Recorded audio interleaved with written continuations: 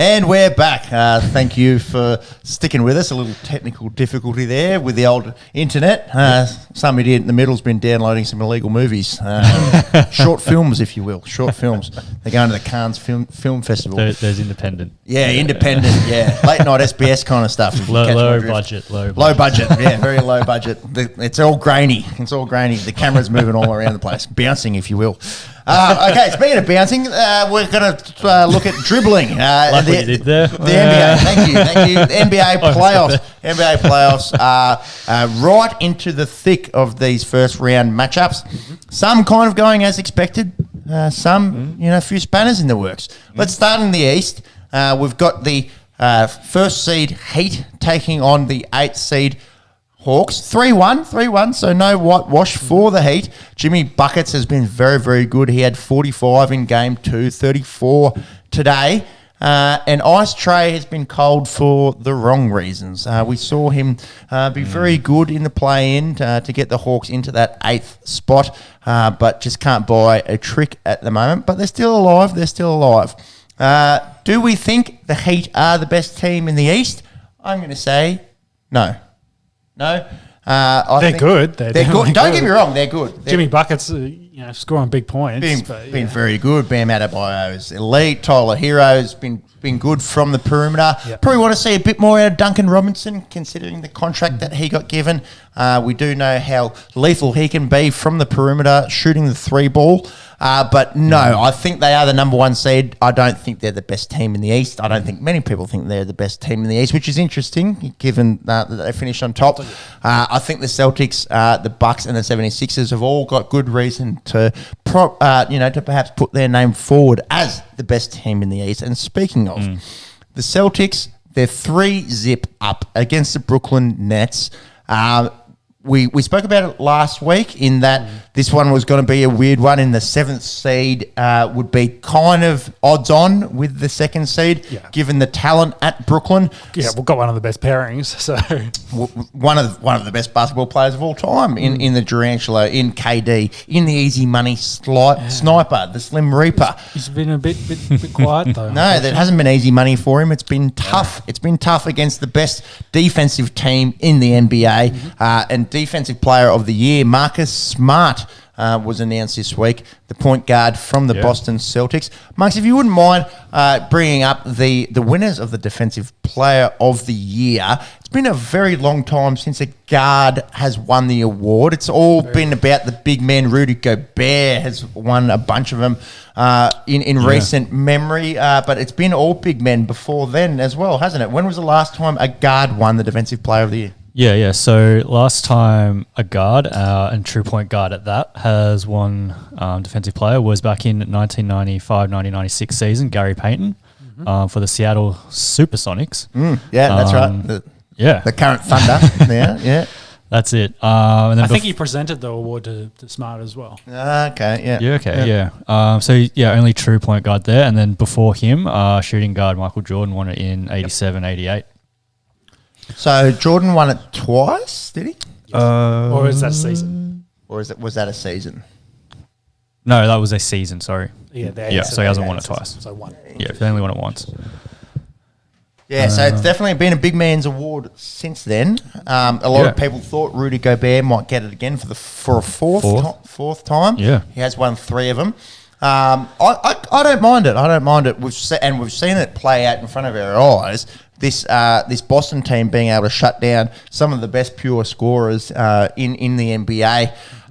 So maybe they're playing in a way that supports the decision to give Marcus Smart the Defensive Player of the Year. Let's talk about this series, okay? KD's been off. Kyrie's been off. Bruce Brown, who probably not a big name 12 months ago, then bringing him in. He's been very good, a shining light, really, for the Brooklyn Nets, who have been lackluster. All credit to Boston. We spoke about them on the defensive side of the ball. Offensively, Jason Tatum is coming along, leaps and bounds. I think we saw Paul Pierce, the truth, He said that Jason Tatum might be usurping Kevin Durant as the purest scorer in the NBA. Maybe that is a little bit of hyperbole. Maybe he had his green goggles on, if you will, from the former NBA champion Paul Pierce. But look, it's not that far from the truth, I don't think. I don't agree with the statement, but I do think Jason Tatum is continuingly to show how good he is as a pure scorer, and I think he will continue to get better and better.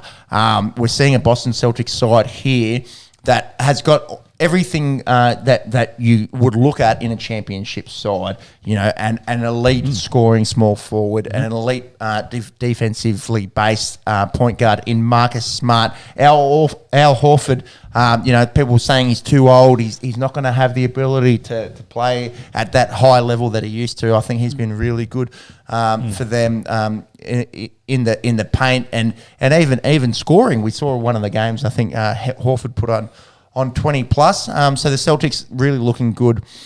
And a lot of talk around Ben Simmons. Ben Simmons watch, we've been talking about it all season. Yeah, well, they got to this point now, they're 3-0, and then I think we said it last week, is Ben going to have to come out and be the saviour and all that stuff. So, but hey, it sounds like he's woken up with some back soreness. His back's still not great. So he's not going to be back. Yeah, he was meant to be back for Game 4. Yes. Is that what the early reports were? Yes. Yeah. And then So back within a week, and they were targeting Game 4. Well, the reports were he's going to be back at the end of the season, and then the reports were he's going to be back for the playoffs, and then the reports were he's going to be back for Game 4. Now, apparently he does have a herniated disc. That's a pretty severe kind of injury. I think, and we spoke about it last episode or the episode before, the thing that Ben Simmons doesn't do to help his case is to really show that I'm with the team, kind of team first personality, persona that you'd want to see, especially as an Australian fan following basketball. He's there in the $20,000 kits and the very bright kit the sitting next to everyone else. I did team colours. I saw a good meme saying it, Ben Simmons doing his best to distract the other team from the bench with his bright kit. It's just Custom really character in the cutscene. So it has just been really hard to get around the bloke, and we've seen him get absolutely torched today on social media and the like. And from some big names in analytics as well. I think Reggie Miller had a crack. I think Kendrick Perkins had a crack online at Ben Simmons, and the public obviously have made their points pretty clear. I think his last Instagram post was from last year, quite some time, over 6 months ago, and all of it is from today. You suck, you're weak, yada yada yada. The rest of it. He didn't leave Philly in good states, and then people, he's got the flog tag, so he's kind of stuck with that, and he's just what we've talked about some of the other guys doing. He hasn't been able to get out there and quiet the naysayers by putting up excellent game performances. So he's an easy target for a game. Exactly. So. Not to mention that KD and Kyrie have been struggling themselves, but it's easier to bag on Ben Simmons. So anyway. At this point, if you're the Nets, you just shut him down for the season. Oh, well, it's one game. Potentially. It might not be his choice. That's right. I think it's going to be the Boston Celtics' choice, and the way that they've been playing, possibly, it won't be up to the Nets. They are at home, I suppose. They will be at the Barclays Centre to try to swing this series back, but pretty hard to come back from 3-0 down. The Celtics are a good, well-rounded basketball team. I think they get the job done. What are we? The day after tomorrow. A funny little bit out of this one. Ime Udoka is the head coach of the Boston Celtics. He's been doing very well. Not a big name in the coaching arena. And Charles Barkley, our favourite, Chuck. And I think he was in game 2 at halftime. Obviously, not one to pronounce names very well. We've seen him struggle with Giannis Antetokounmpo. He just didn't even man after my own heart. Yeah, exactly. Charles Barkley, similar. Same level. Yeah, exactly. Similar level. Wow, struggling to talk. Of analytics. You can join us too, perhaps. Yeah, definitely after a few beers. Indeed. But I liked it. He just wore this one. He didn't even try with EPL080. He just called him EPL080. And Shaq was laughing. He's saying, just call him okie dokie. And he said, yes. I'm not even going to try. He just called him okie dokie. That's too funny. So I think it is one of the best products that you get out of the NBA. Is the back and forth between Chuck and Shaq. He did the rounds as well. He was talking about taking on big men, and it's just like the big men, and you get to feel their bodies, and Shaq just loses it on the other end of the table. They're banging you from behind. Check out that one if you haven't seen. Chuck talking about getting banged from behind and really feeling the body, and Shaq loses it. That's what those independent films you were downloading before were, weren't they? That was a slow download that hurt our stream. Was these foreign language films, but it's actually just Charles Barkley and Shaquille O'Neal. Charles doesn't help himself. He's got good comedic timing as well. Like his timing is impeccable. His timing is really good. Those two are good value. Yeah. I suppose calling the Nets season done, probably the one highlight for their season. Paddy Mills won the Sportsmanship Award. Yep. In the honours this week. Couldn't get a better bloke. Yep, that's it. Only the second international player to win that as well. So Following making you work here. Luo Deng. Big Luo Deng. Yeah. Sudanese born. Yep. Formerly of the Chicago Bulls, amongst a few other sides.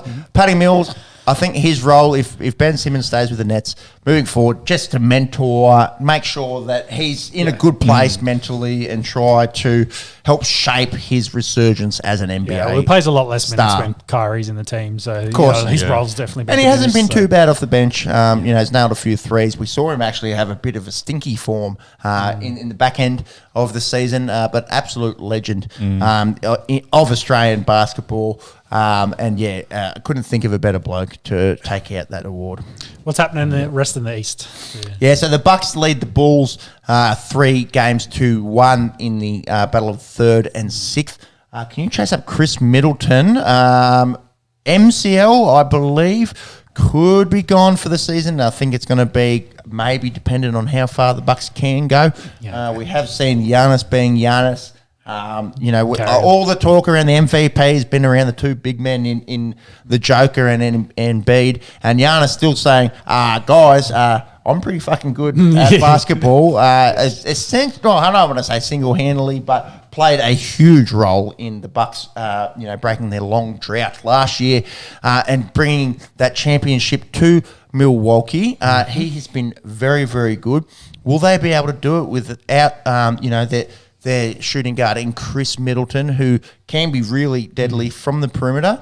Monks, any news? Got the news? They should get past the Bulls, is what I was going to say. Well, with the 3-1, they've got the lead. They shouldn't fall apart from there with Giannis in that team. And next game, they will go back to Milwaukee. Yeah, that's right.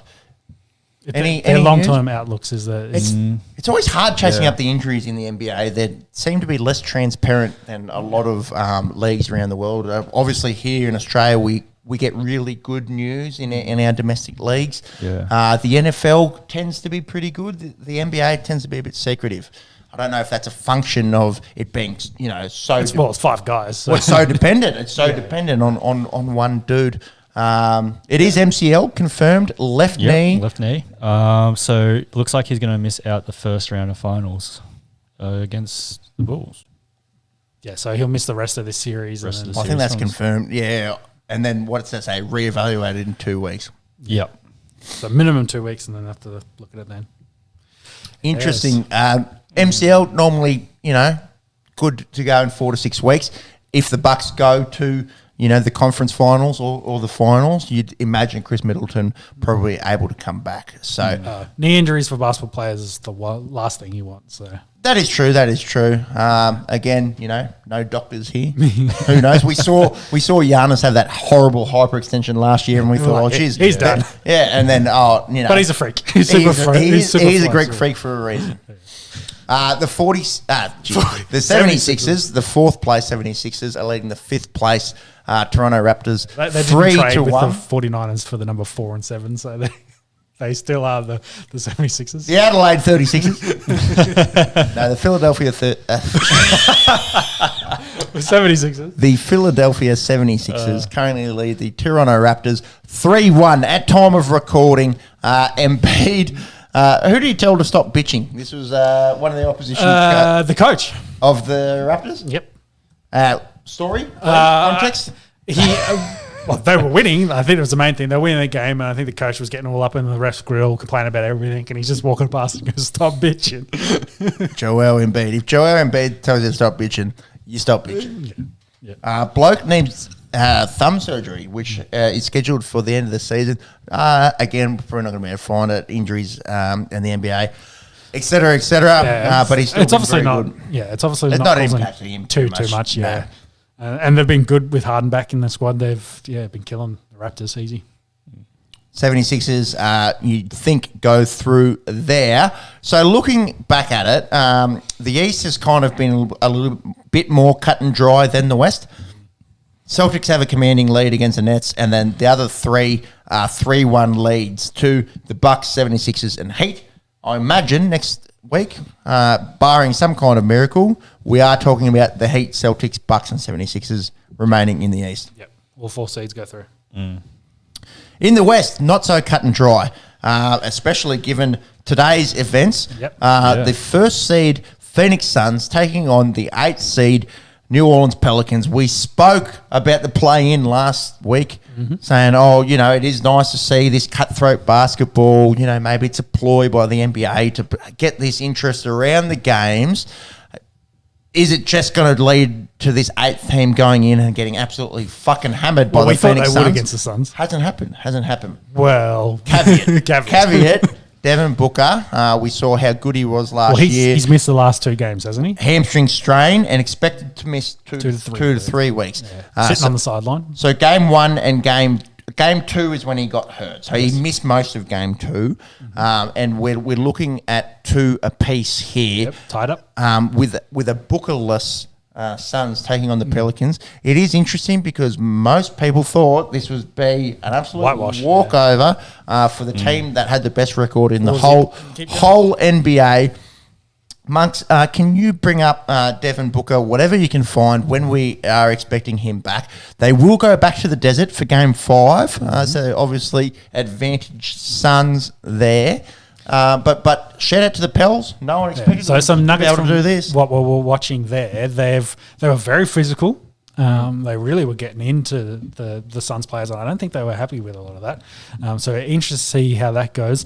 And also, there's plenty of highlights of Zion in the warm up, shooting baskets, doing dunks. So though he's shut down for the season, I think he's still very much actively trying to proposition for a chance to get back into that squad. Because hey, without Booker and you put Zion back there, it's very, very competitive series. I'll have to see how it goes from there.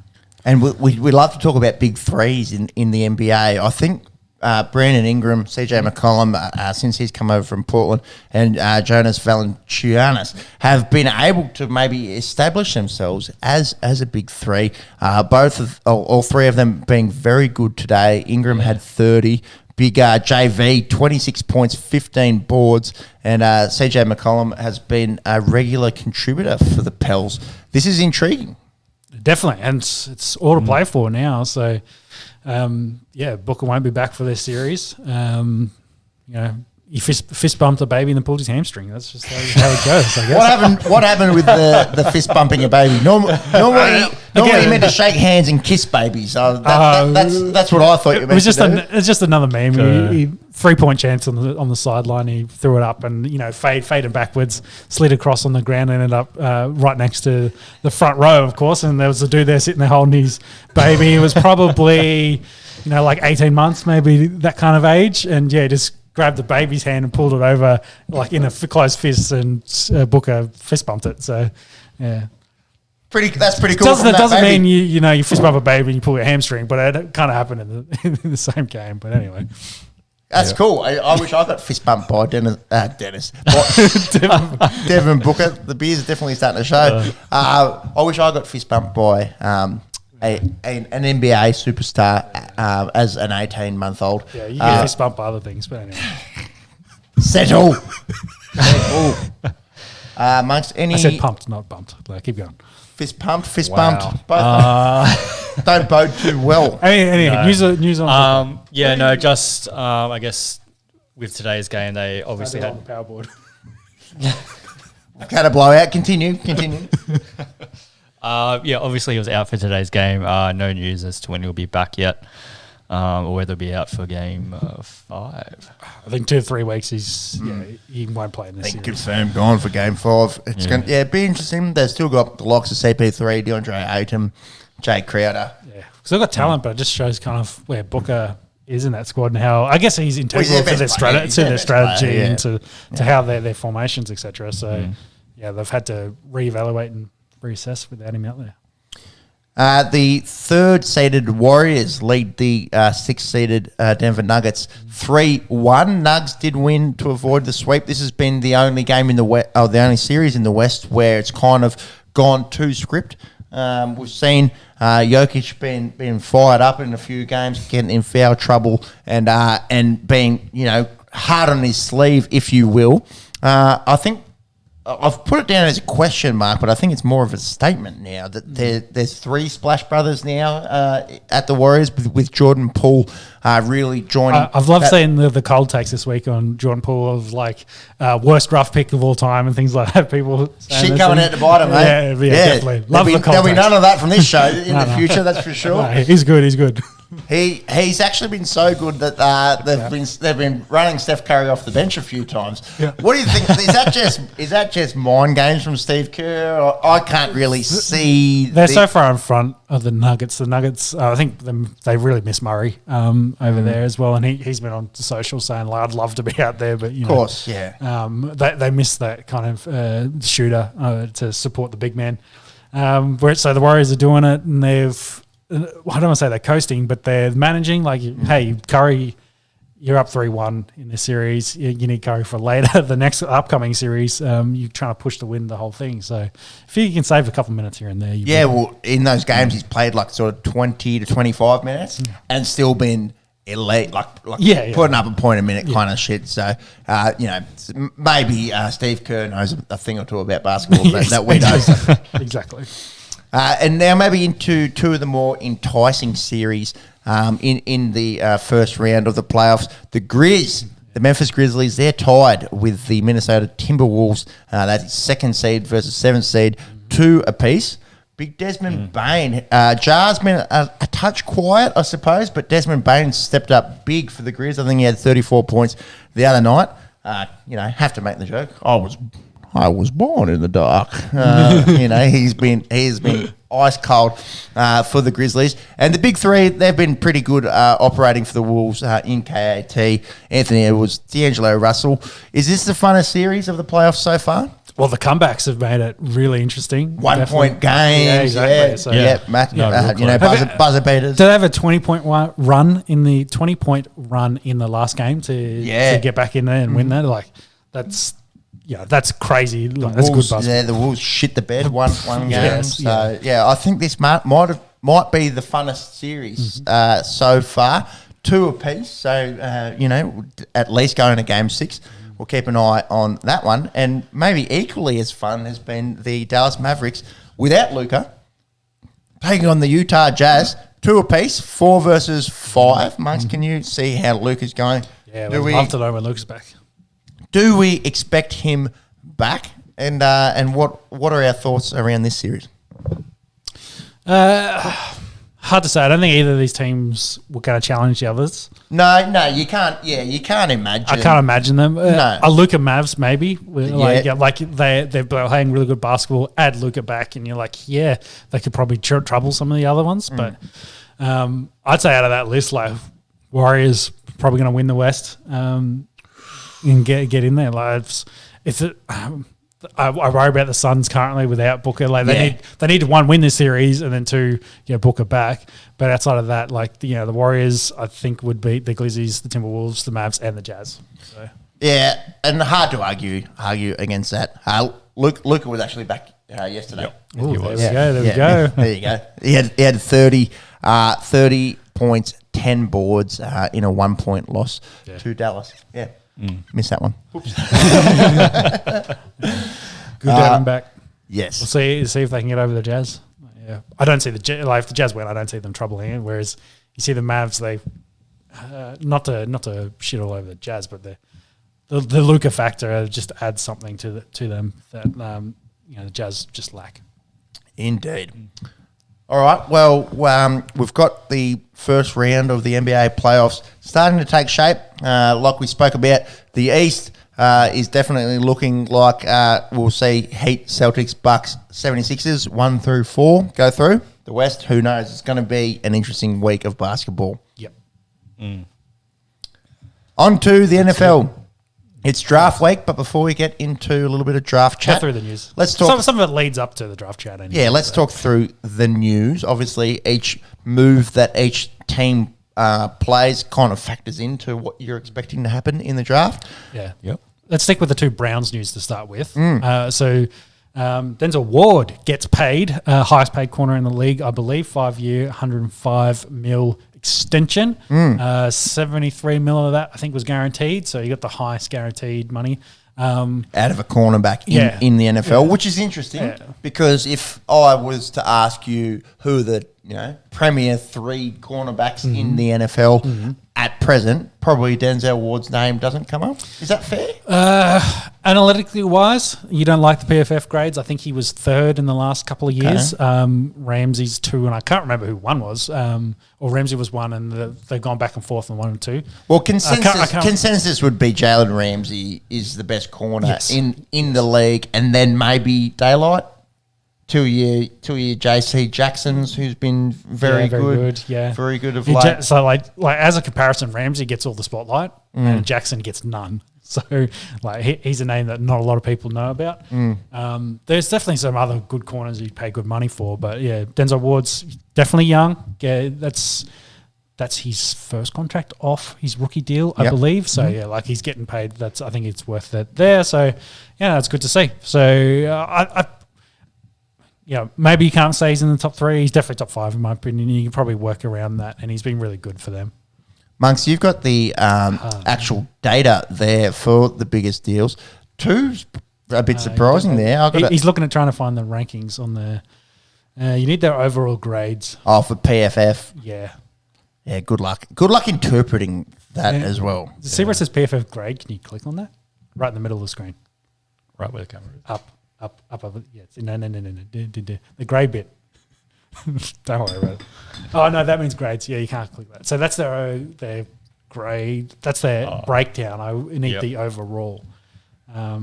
Because I know from what I remember seeing that. I don't know if that's right. It wasn't right. So Elite listening this, I can imagine. Yes. Either way, he gets paid lots. The other Browns news was there's an official investigation going to be kicked off for Hugh Jackson's comment on I was paid to lose games on purpose from the 2016 and 2017 series. They only won 1 game in that span. So it'd be interesting to see what comes out. Very hard to prove, but there will be an official investigation into that. Heard nothing more about what's happening in Washington, of course, with their saving of money. But yeah, it seems like there's a few things happening around in the background for those backdoor deals. No, that doesn't sound right. Phrasing. Those backdoor deals. Backroom deals is what I was after. More independent films. Downloaded. Yeah. Independent. In the back rooms through the back door. Now, so late night SBS. So the NFL's probably well known for backdoor deals, the backroom deals, secret squirrel business. So I don't think they'll prove anything here. Anyway, moving forward. Yes, so trade talk is probably the big thing heading into the draft. Unless you got something there you want to say, Jimmy. I was just gonna say, Cleveland Brown News. Apparently, Baker Mayfield had a statue unveiled for him at Oklahoma. Oh, yes, he did, and it's terrible. It looks nothing like him. it's a Ronaldo statue. So. That's worse than Ronaldo. It's less ugly than the Ronaldo one. Yeah. The Ronaldo one's like, it's like, He come on, fucked his man. eyes up. So Yeah, you're like, that's one of the best looking blokes of all time, Do and you you know made he- him look like an absolute mentor. Yeah, the dude that actually Yeah, made Harry that Potter chat for you. made the Suck his soul. Ronaldo one. He did remake it. Actually, made a good one. Like he remade it and made it. That's, So, that's but bad. That's bad. That looks nothing like Baker Mayfield. That looks like Baker Mayfield at the end of his NFL career. Oh, No, that looks like Baker Mayfield at the end of his life. That looks like a corpse. Jesus Anyway, Christ. A bad- wide receiver corpse, if you yeah, will. bad trophy there. So no news on Baker leading into the draft. No So big contract news is news. probably with wide receivers. So Debo. Debo official with his holdout. Wants to requested a trade as well. He wants to be a true wide receiver, probably considering how much wide receivers get paid at the moment versus running backs. So he's like, I want it to be true. Do you think that that's what it comes down to? Well, his agent is also the same agent as AJ Brown and DK Metcalf, both who are also potentially going to hold out and need big contracts. So I'd say yes. It's the difference between like 10 mil a year and 20. So for a young fellow, And at the moment, you probably have him as a true hybrid as well. exactly, he's the first wide receiver to request a trade, so he gets less touches. Yeah, true. I was looking at the stats, and I was like in my head, I was like, oh, he's an elite wide receiver. Surely his receiving numbers back it up. He has more rushing touchdowns in the NFL than he has receiving touchdowns. He's been a bit of a yard. He's big. Yeah, Yak dude. he gets the yak receiving, but yeah, in terms of where he scores more often from the backfield than lined up out wide, which is insane. Yep. Where do we see him ending up? Well, the list we got there is Jets, Colts, Saints, and Packers. So, of course, Packers, they probably need a wide receiver, but you know what the Packers are like. They'd probably rather trade for Jimmy G at this point. All the Packers chat I've heard is that they're going to draft 2-3 wide receivers, maybe They three wide should. receivers. They should, but you know what they do? They'll draft defensive player and make Randall Cobb wide receiver number one. So Yeah, possibly. we'll see what happens when we get to the draft in a couple of days. The Jets are probably a good one. They wanted Tyreek Hill, couldn't get the deal done there. Colts could probably add one because T.Y. Hilton's, they're just monitoring him. Saints have got Mike Thomas beat up. And the Packers, of course, would need wide receivers.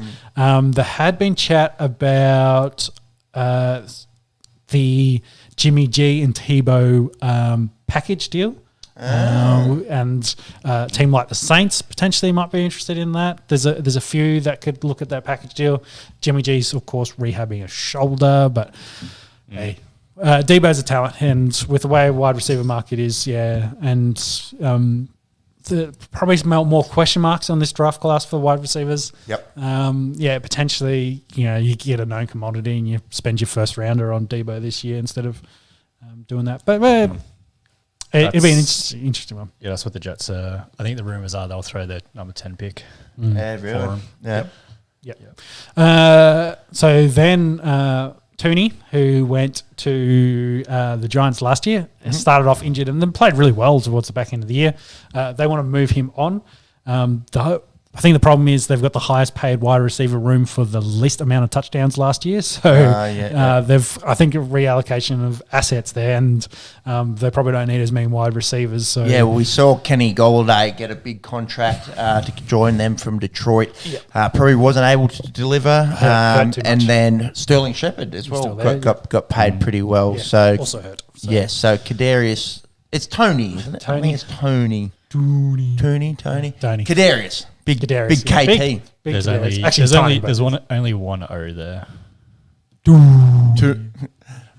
That's like when the crowd goes ooh on it. someone whose name sounds like that. But I think of the smaller wide receivers, I liked him more last year than I did the receiver class this year for the smaller movement kind of guys. there was one game where he went bonkers. Yeah, He had like 11 catches, He- heaps of yak, scored a touchdown. He is talented. Like he would definitely played as well, if not better, than Kyle Pitts at Florida. Like they were 1 and 2. They were excellent there. So he's talented.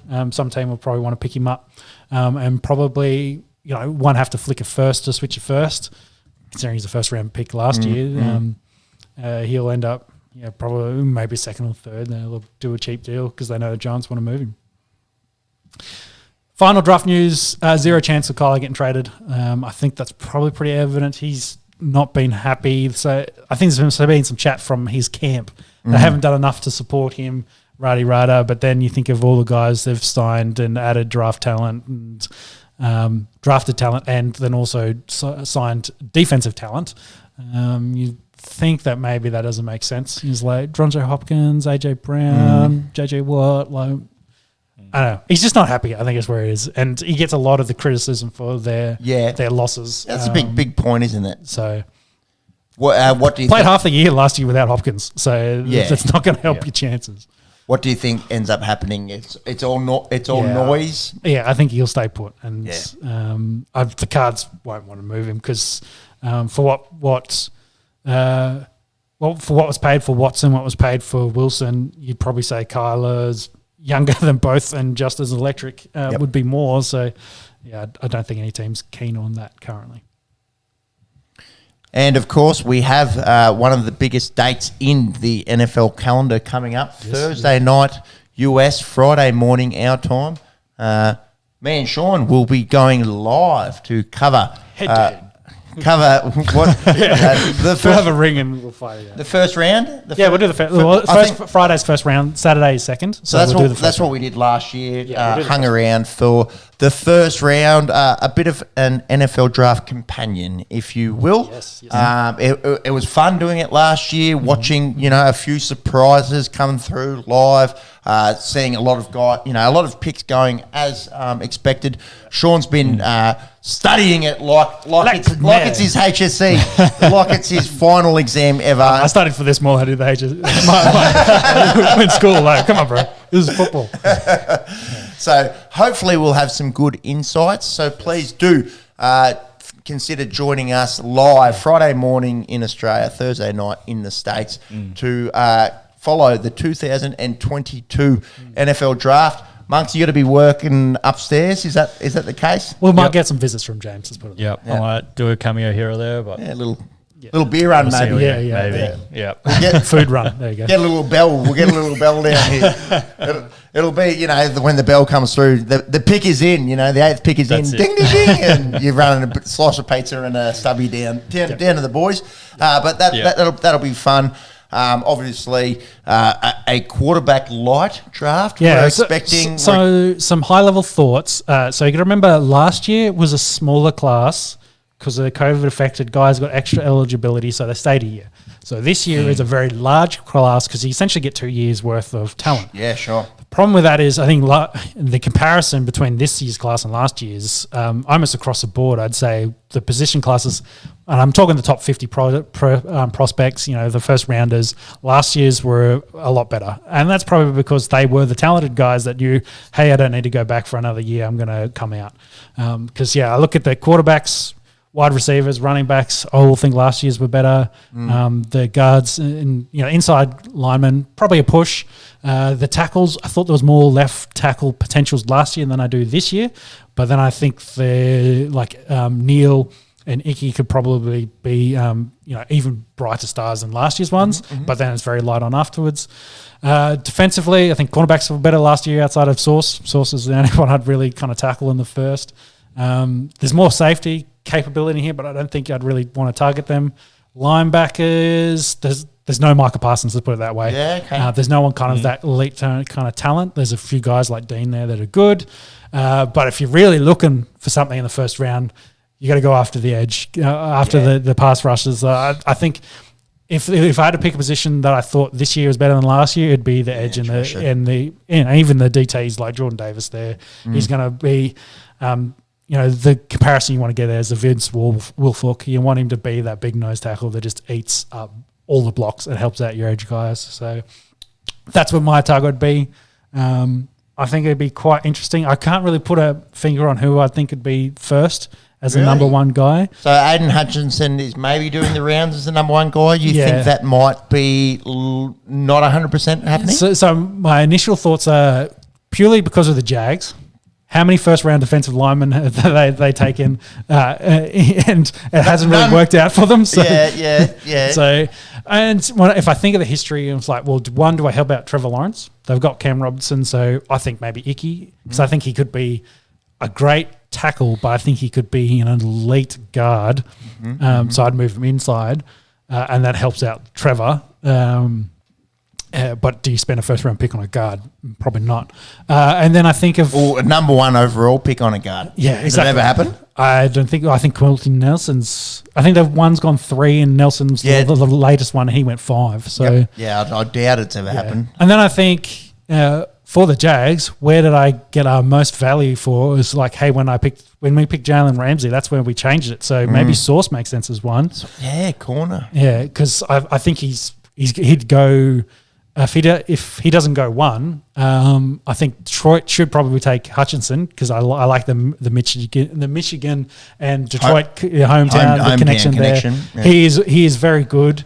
I do question some of his things, but then I look at the comparisons between the Bosa brothers and the Watt brothers, and I'm like, they're comparable. So he might be better. Yeah, like he's definitely talented. I just have questions maybe about his length and how that will transition to be a 4-3 end, because that's what he'll play. But the other, again, the comparison of the Bosa brothers, they've done it. So, his films, he's got all the production. His film's great.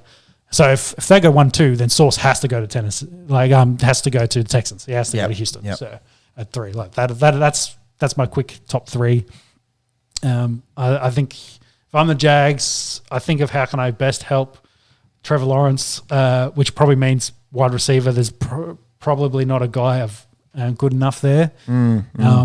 If Wilson hadn't gotten Williamson hadn't got injured, maybe I could think about it. But since he did, he slides down. So yeah, that's my thoughts. Running backs aren't good enough to pick one, and they picked Etienne last year. So yeah, I think get offensive line help, fill up that middle would be my most pressing need if I want Trevor Lawrence to be as good as he could possibly be, and then fill out the defense elsewhere.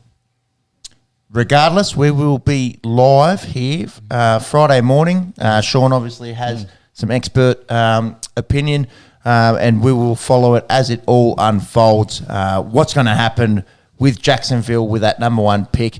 Dribble, expert opinion, pretty close. Anyway. They're not far removed, the old dribble and expert opinion, I must say. Depends on what side of the brain it comes from. Left and right. There we go. There's a bit of biology chat there for you. The left and right. One's analytical, one's, more creative. Creative, yeah. Interesting. Let's go over to the round ball in the UK. Some horrible news. To kick us off. Coming out this week. Cristiano Ronaldo lost a baby son, twins. So the girl survived, and the boy sadly passed. I think the silver lining that we saw, the really nice, classy thing that we saw this week was standing ovations, but behind enemy lines at Anfield and at the Emirates in terms of the Liverpool and the Arsenal fans. Really paying their respects and being very classy in the way that they went about it. In the Liverpool game, Ronaldo didn't play. United got hammered 4-0. Yep. Ronaldo was back for the Arsenal game. And United also really outclassed in that one, 3-1. Can't imagine what it is like to lose, a child. But I suppose the nice thing that we saw was thousands upon thousands of people from rival clubs showing a lot of class and a lot of respect to Cristiano and his family. Yeah, 100% agree. So if we turn our eyes now to the table, I don't give a fuck about the top bit. Let's go down to the bottom and talk about Everton. You want to talk about that? We'll go to the bottom first because again, that we always talk about the race for fourth. It is quite spicy with United playing pretty garbage and Tottenham giving up a few points as well. Everton are in danger of being relegated. They are in that spot, of course, losing to Liverpool and Burnley, getting a win over Southampton during the week has bumped them up in that spot. So, yeah, I think they've still got a game in hand, Everton. Are they on 32? Yes, no, I do have it here. Yeah, 32. Yeah, so they've got a game in hand over Watford and Norwich. So Watford and Norwich, put a line through them, they're done. They're done. That will age horribly, but They're done. 7 points difference between Everton and Watford. Game in hand, Everton have over Burnley, who sit 2 points ahead of them, followed by Leeds United and Aston Villa. We've spoken about it all year. Everton haven't been in second division of football since the 1950s, second longest tenured club in the Premier League, and the versions of it that came beforehand. It's starting to look a bit dire. Well, we've looked at their run home. It is tough. Burnley, not so much, and they've picked up a couple of wins as well to put us in this conversation. So, my thoughts: it's happened. Yeah. Well, to touch on that, and we have talked about it to death. So, next matchup for Burnley is Watford. Next matchup for Everton is Chelsea. It's massive, isn't it? Massive matchups there. Yeah, if Burnley don't fumble the bag coming out of this, they should stay, and Everton, will struggle against those bigger squads, and potentially that'll be them done in the top grade for a season. They have to work their way back in. Let's go back up to the top of the table. So we saw Liverpool put 4 on United. City didn't drop their game either. So still 1 point separates first and second. Yeah, Liverpool did the job this morning. Chelsea have a game in hand with 65 points in third. They are still no danger of being caught. The interesting battle is for that fourth position. Arsenal, getting that big win at home over United. United in the Northern English accent. And Tottenham, they couldn't get over a red-hot Brentford. I think I sent you boys, the last 5 games or 6 games, Brentford have been very, very good, and they're no joke at the moment. You all good there, Shauno? I was just clicking. I clicked the button and then it started having an easy fit. So anyway, the technology, hey. So interesting to see who will take out that fourth spot. Arsenal have cemented a 2-point lead over Tottenham, and then United and West Ham still in the conversation there. UFC/boxing. We saw Tyson Fury. Well, I think it ends up being mostly boxing news with a little bit of UFC sprinkled in there. Tyson Fury, baddest man on the planet. Yeah. You catch this? Yeah, I saw the uppercut from hell. Definitely clean shot, knocked out White and put him out. So yeah, he's retains all his belts. He's got really no clear contender now, otherwise than whether Joshua can keep that track to come back into this. So hey, that's why Francis got into the ring afterwards, and what did he say? Did a bit of a promo, and they're like, let's figure out who is the baddest motherfucker on the planet. So surely that's all pre-planned kind of stuff. Do you think it's set in stone? I think so. I'm not sure if UFC would be super happy about releasing Ngannou unless they is he contracted? I believe so. Do they have power over Francis Ngannou? Yes, he's got a fight contract with them, so which they wouldn't allow him to then go and compete in another league. So, to essentially cover himself so he can't compete in Bellator. But boxing, of course, a little bit different. They allowed McGregor to do the Floyd Mayweather fight, of course, because they got part of the promotional, they got good fucking money out of it. So, and that's maybe what might happen with Francis. That's the goal. Passing on some kind of cut to Dana and the UFC. Yes. Yeah. Well, Francis gets paid, UFC gets paid, and I think everyone be happy. Don't he just do what he did last time? Just give someone else the interim heavyweight belt and make Francis come back and win it again. He loves an interim. He does love an interim. Yeah, there's also that potentially. So anyway, It would be nice to see Francis get his bag. Obviously, a lot of conjecture around fighter pay in the UFC. Yeah. When you are the baddest man in the planet in terms of a UFC standpoint, where we've seen Francis come through and dominate the heavyweight division in recent times. And given his upbringing and, the Joe Rogan episode where he outlines, trying to get into Europe on multiple occasions, crossing through the Sahara and getting caught and sent back, and the rest of it, and growing up working in salt mines and on the shovel, and to see him have this meteoric rise in the UFC, some part of me kind of is rooting for Francis to actually get paid in terms of fuck you money, and being able to do whatever he wants for the rest of his life. Given that really hard road that he faced to being, one of the baddest men on the planet. In terms of the actual matchup itself, could Francis bother Tyson Fury or no chance? No chance. From a boxing standpoint, yeah, probably no chance.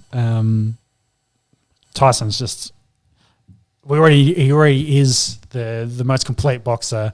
And the comparison is, Francis is going to have the power of like Wilder did, and you saw how that ended. So yeah, I don't think it's.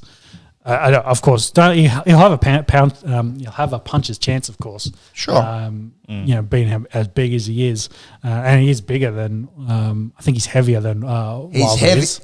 He won't be bigger than Tyson, of course. No, Tyson Fury's 6'9". He's starting to get his name thrown around in arguably the best heavyweight boxer of all time. Yeah. Again, recency bias for us. We didn't see the likes of Ali. We didn't see a George Foreman in his prime. We didn't see a Mike Tyson in his prime. Yeah, or the back end of his career, unfortunately. But so maybe that is all kind of conjecture at this point in time. Well, but the Gypsy King's putting his name forward. Yeah, definitely, and he's beaten them all. Beat the former kind of potentially GOAT as well, and Klitschko held that belt for a decade.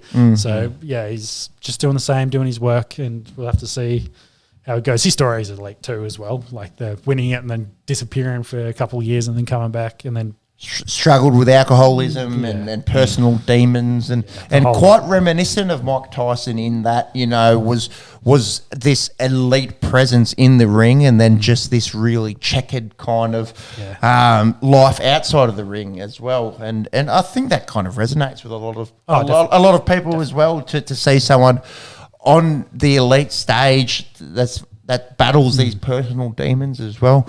So that kind of plays into the storyline of the Gypsy King. Yeah, so to answer the question, I'd love to see it. Hopefully it happens, but I would give Tyson Fury a decent head start on the odds for that one. And maybe an interesting comparison, obviously completely different size blokes, but do you remember when Conor McGregor got given Floyd Mayweather and everyone said, this is stupidity, there's no chance on hell that this will be a close matchup in the boxing ring. Now, not to say that Floyd Mayweather ever looked in danger in that fight, but Conor held his own. He didn't get embarrassed.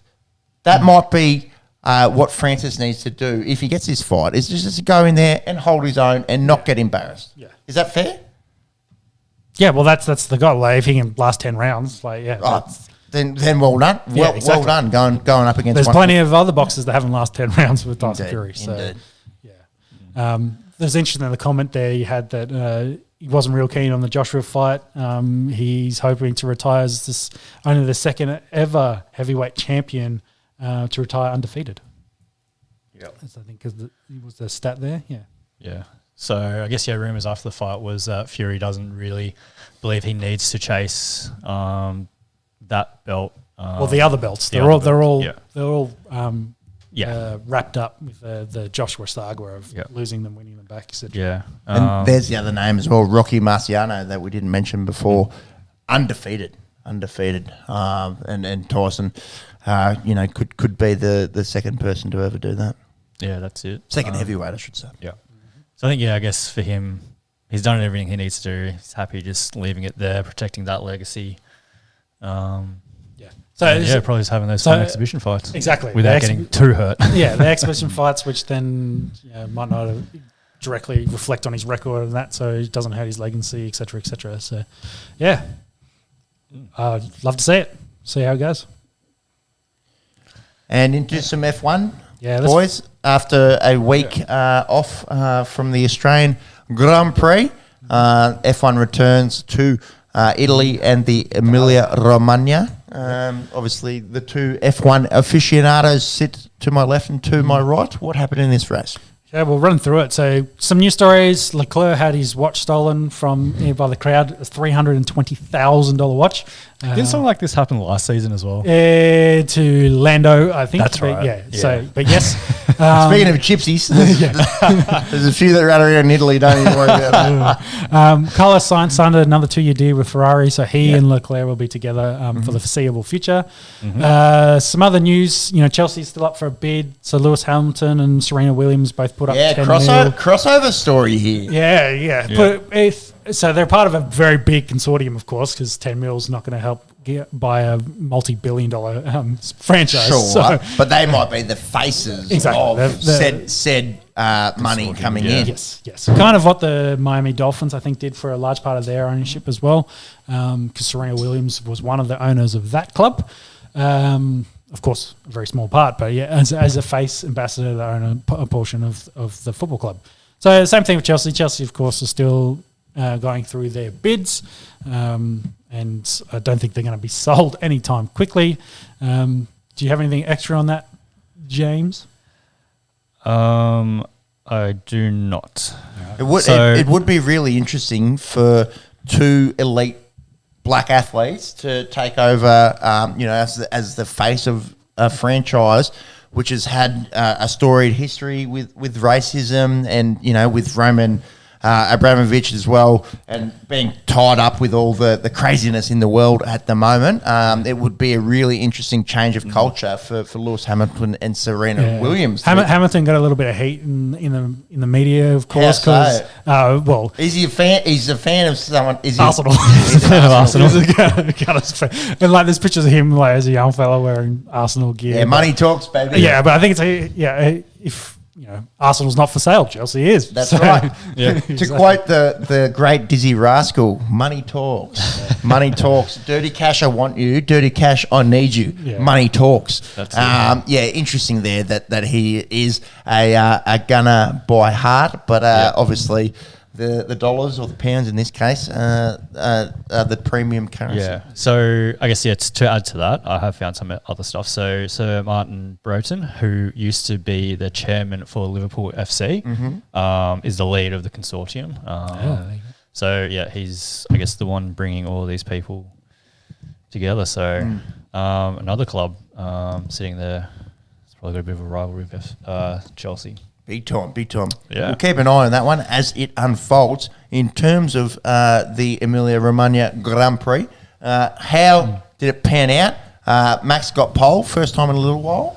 Yeah, so he got pole and they had a sprint race. So they had a 21-lap sprint race Saturday night. Pissing down rain, wasn't it? Well, it pissed down rain for qualifying, so they had heaps of red flags, so that made it very difficult, and a lot of guys crashed out. Made Mercedes, they missed out on Q3 for the first time in 10 years. That is wild. Yeah, it is. 10 years. They've won six championships in that time frame. No, 7, because he's equaled Schumacher. 6 or 7, I won't pull you up on it. Well, Hamilton's won 7 and Rosberg won 1, so they've won 8. They've won 8 of the last 10. You had me at 6. Yeah. Anyway, shout out to Meg Ryan. Sprint race. The big part of that was probably the McLarens did well. They finished 4th and 6th from memory. 5th and 6th. 5th and 6th.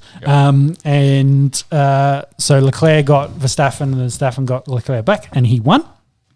So that then set up the race. Unfortunately for Danny, in the first lap of the race, he kind of hit a curb and got pushed, slid a little bit because it was still wet. They had to start on inters. Slid into Sainz, that spanned Sainz out and put Ricciardo into the gravel. Sainz, of course, couldn't restart, so he was out. Ferrari fans, of course, not happy with that. And then Ricardo had to pit. They did some tyre, put him on inters, and then they put him on hard tyres, which probably didn't end up working well. They put him on slicks, so he tested the slicks, got up to 15th place. Then they put him on hard tyres to get him to the end to do 40 laps on, with the hope everyone else's mediums would fall apart. But then the front runners switched to soft. So strategy-wise, I think it was a bad decision. Yeah. He finished last, so it was not a great outing for Danny, unfortunately. Lando finished third. Yep. To get some points from McLaren. But the story of the main bit is the Leclerc and Max Verstappen battle. Max Verstappen won, got fastest lap. Every race he's finished, he's won. The ones he hasn't finished, he's DNF'd. So Leclerc was pushing hard on Perez to get potentially second place. Because they were a bit behind, and they did a good overcut in the pit strategy to get him close. But he pushed too hard on a curb, went too wide, span it out, and then lost a lot of positions from that. So Red Bull went 1-2. Leclerc's lead, I think, is 27 points in the championship.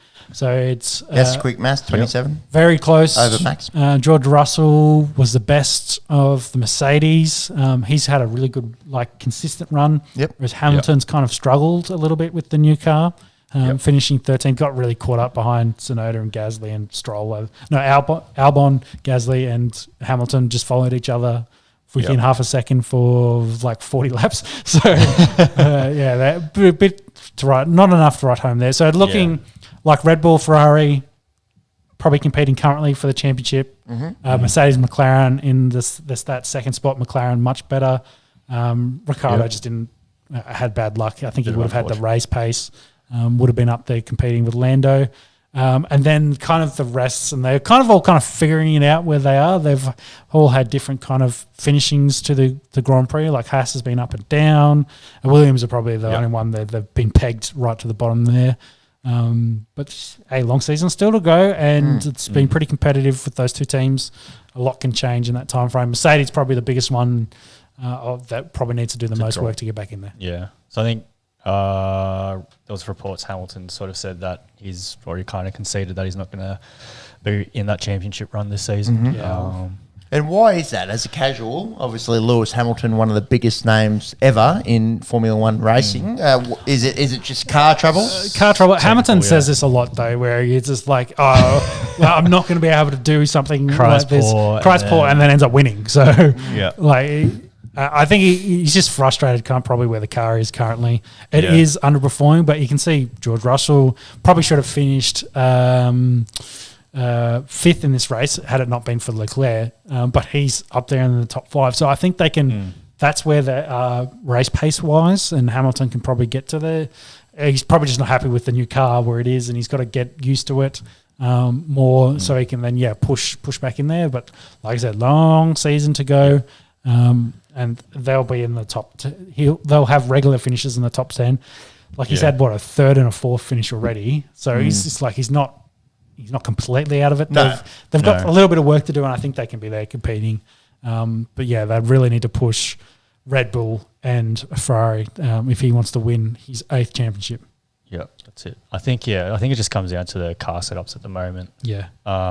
The Mercedes have probably been complaining the most about the new aeros and how it's affecting the car. Yeah, well, the porpoising for them. But Ferrari don't complain. They've got the same kind of issue, but they don't complain as much. But I think their setup's different where they can get more performance out of it even though it's still porpoising.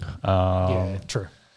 So, maybe still tinkering with that setup. And if you haven't seen the porpoising, you should go watch it, especially in this one, because the back end of the straight, doing 300 k's an hour, the car's bouncing up and down like this. Jesus. So you literally hear Leclerc's there, and you can hear him bang, he's hitting the straps, or his head's banging off the side of the thing. It's literally dunk dunk dunk dunk dunk dunk dunk dunk. Yeah, I can't remember if it was Russell or Bottas, but one of them was saying they were talking on the radios going down one of the straights, and they literally lost their breath from one of the jolts. So it's crazy.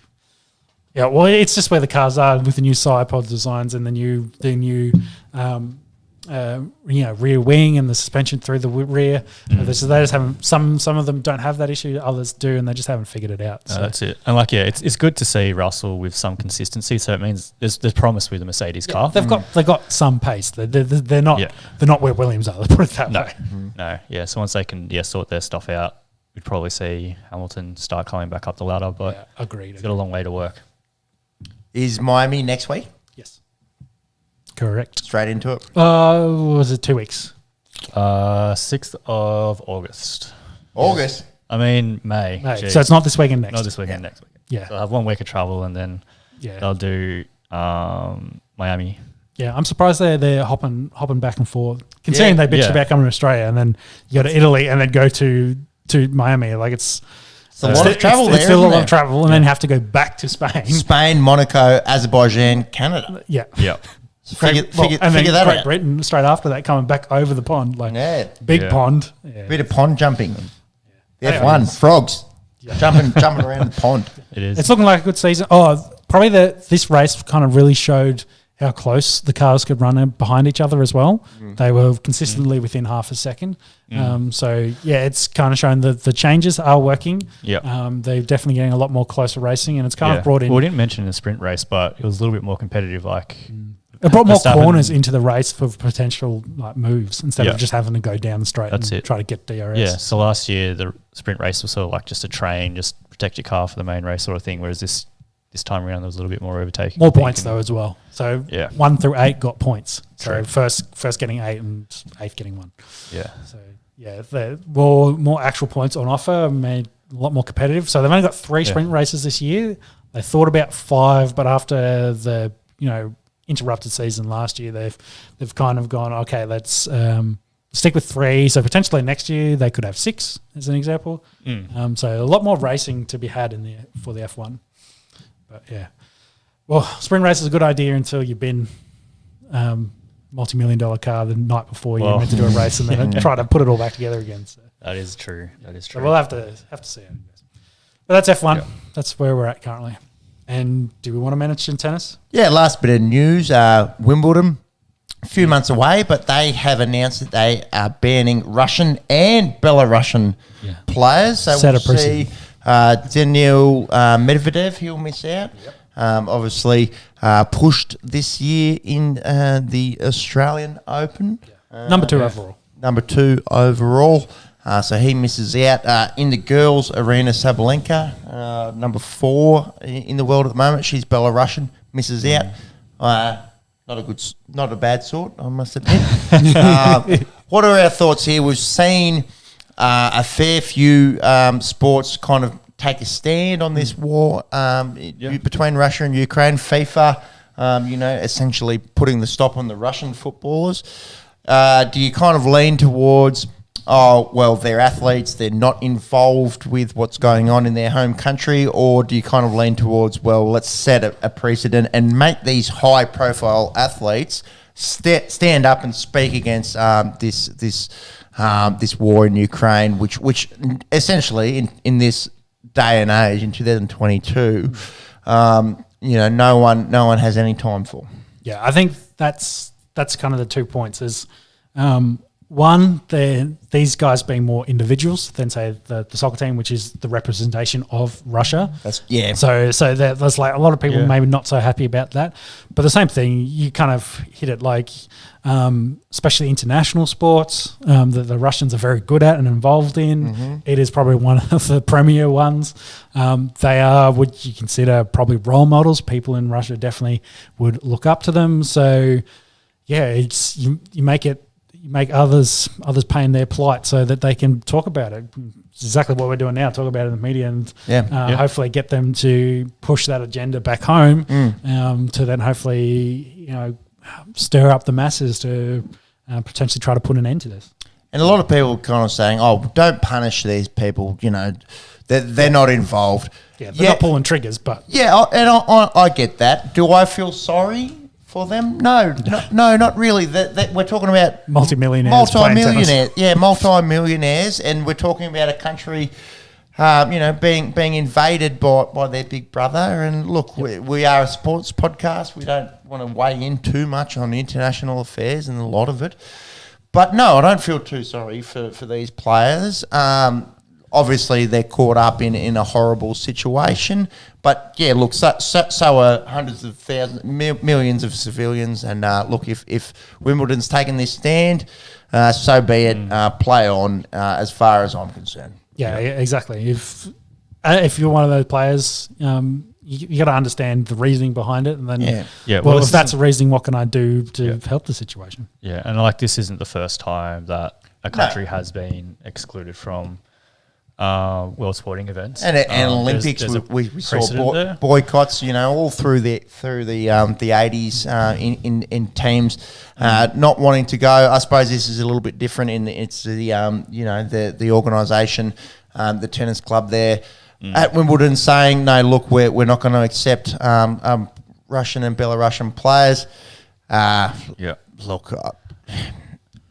Millionaires, missing out on the opportunity to make more millions. It doesn't really concern me. So I think that touches on a little bit as well. I know they're a lot more well connected, but a lot of the Russian businessmen that are seen internationally have got sanctions personally against them. Yeah, exactly. So how do you fit? They're selling on Chelsea into one bucket. Where do you draw the line with all this stuff? You obviously want a lot of them have been disappearing in the recent days, but we don't need to talk about that. Definitely don't. Yeah, we don't need our name on a fucking KGB hit list, do we? 100%. Yeah, we obviously might be good for ratings. Well, we talked about this pre-podcast, so let's hope that doesn't come to fruition.